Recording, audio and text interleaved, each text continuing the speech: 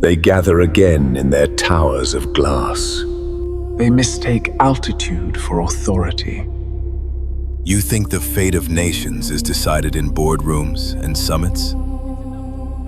You think your future is tied to a ticker tape or a ballot box? Look higher.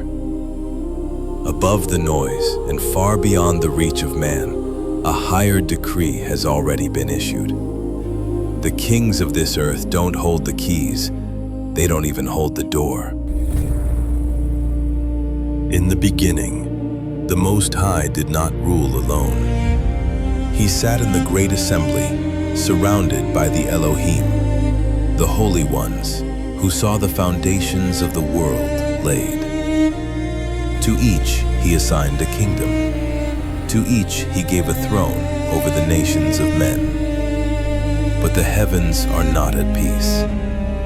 In the high places, beneath the canopy of unapproachable light, the council meets to decide who shall rise and who shall be cast into the dust.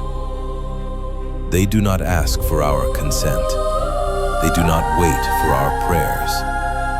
Before a king is crowned on earth, his fate has already been sealed in the fire. After the flood, the earth was silent. One family became a tribe. One tribe became a city. And the city found a voice.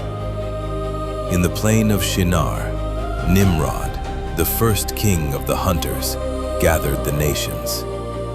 They spoke with one lip. They dreamed with one mind. They built not for survival, but to breach the boundaries of the stars. The children of Adam seek to breach the firmament. Shall we allow mere mortals to ascend?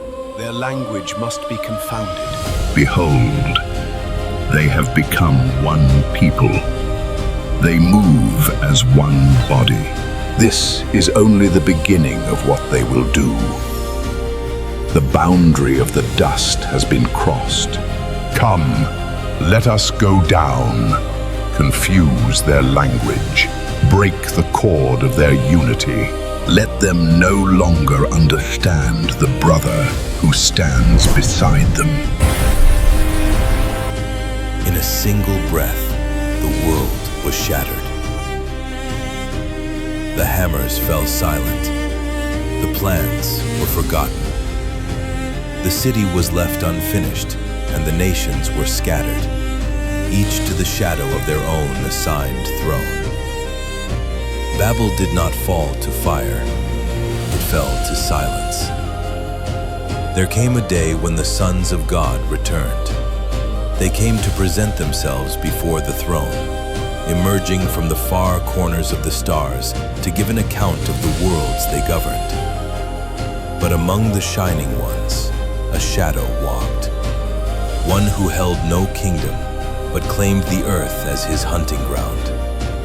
From where do you come? From roaming through the earth. From walking up and down in it.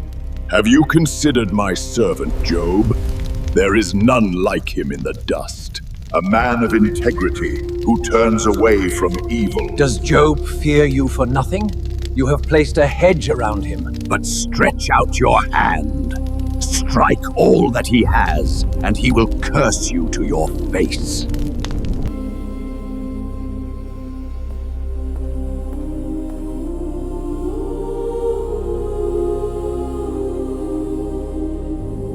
On earth, King Ahab sits upon a throne of ivory, surrounded by 400 prophets who chant for war. They promise victory. They promise glory. But the king is already dead. He simply hasn't fallen yet, for the prophet Micaiah has seen what lies behind the veil. He has looked into the council of the Most High, where the host of heaven stands to the right and to the left. Who will entice Ahab, that he may go up and fall at Ramoth Gilead? Who will go?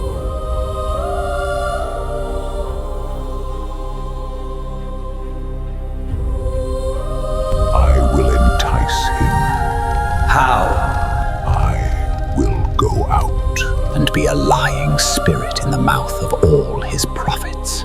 You shall succeed. Go out and do so. We walk beneath a sky we do not understand. We build our towers.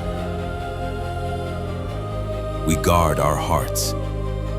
And we crown our kings, believing the choice is ours. But the council has never adjourned. Nations are divided. Souls are weighed. And the paths of men are set in motion long before the first step is taken. You are not the architect of your destiny. You are the subject of a higher decree. The fire is still burning. The court is still in session. And your name is on the scroll.